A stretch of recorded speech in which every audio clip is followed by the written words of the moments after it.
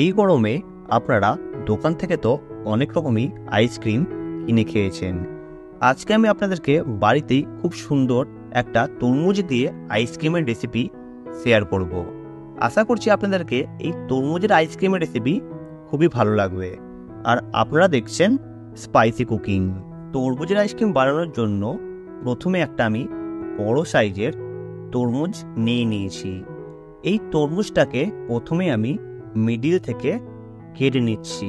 আপনারাও ঠিক এইরকমভাবে একটা সাইড একটু বড় রেখে মিডিল থেকে কেটে নেবেন।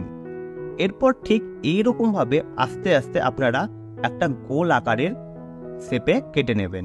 দেখুন আমি কেটে নিয়েছি, আপনারা ঠিক এইরকমভাবে একটা গোল আকারে কেটে নেবেন।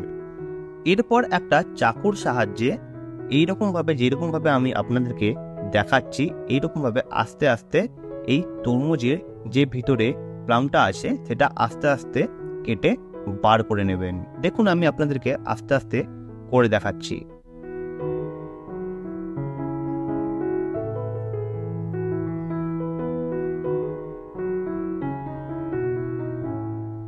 একটা সাইড কাটা হয়ে গেলে অপর সাইডটাও আপনারা আস্তে আস্তে এই প্লামটা যেটা আছে সেটা লাল অংশটা বার করে নেবেন।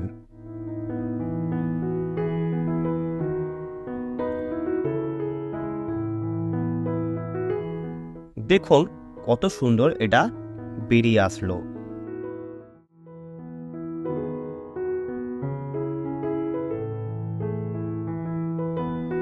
এরপর সাইড থেকে যে লাল লাল অংশগুলো লেগে আছে সেইগুলোকেও আমি কেটে বার করে নিচ্ছি। আপনারা অবশ্যই এই লাল লাল যে অংশগুলো আছে সেগুলো কেটে বার করে নেবেন।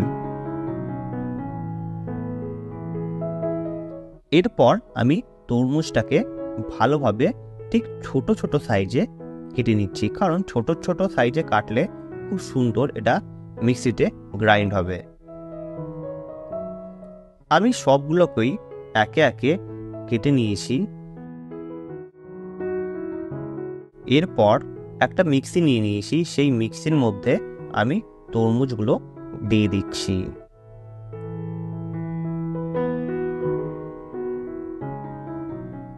এরপরে দিয়ে দিলাম 2 থেকে 3 চামচ মতন পাউডার দুধ। আর আমি দিয়ে দিচ্ছি কিছুটা ফ্রেশ ক্রিম। ফ্রেশ ক্রিমটা আপনারা অবশ্যই দেবেন, এই ফ্রেশ ক্রিম দিলে খুব সুন্দর একটা টেস্ট আসে। এরপর মিক্সি ঘুরিয়ে ফাইন একটা পেস্ট বানিয়ে নেব।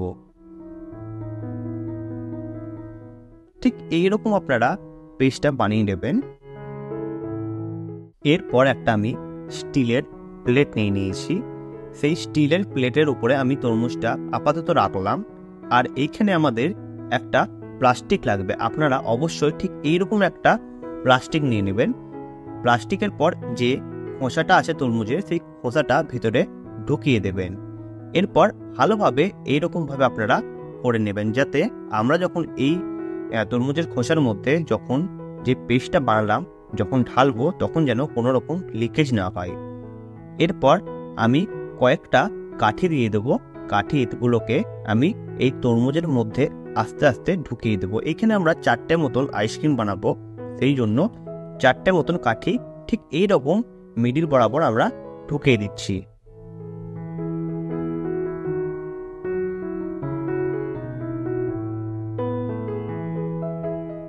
এরপরে দিয়ে দিচ্ছি কয়েক টুকরো তরমুজ, ছোট ছোট করে আমি কেটে নিয়েছি। এরপর আমি দিয়ে দিচ্ছি যেটা আমরা অলরেডি আগে থেকে পেস্ট বানিয়ে রেখেছিলাম সেই পেস্টটা দিয়ে দিলাম। এরপর আবারও আমি উপর থেকে কয়েকটা তরমুজের কুচি দিয়ে দিচ্ছি।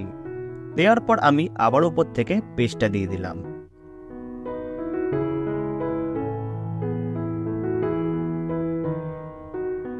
ঠিক এইভাবে আমি পরপর 3 বার সেম প্রসেস করে নিয়েছি।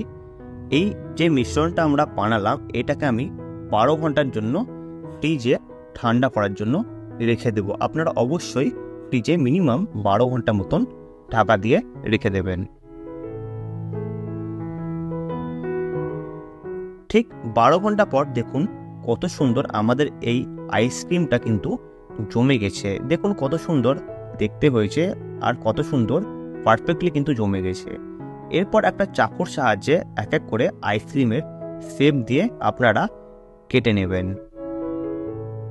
একটু প্রথমে ঘষে নেবেন, যেহেতু এটা জমে আছে একটু অসুবিধা হবে আপনাদের কাটতে, কিন্তু একটু রেখে দিলেই বাইরে খুব সুন্দর কিন্তু এইরকমভাবে আপনারা কেটে নিতে পারবেন।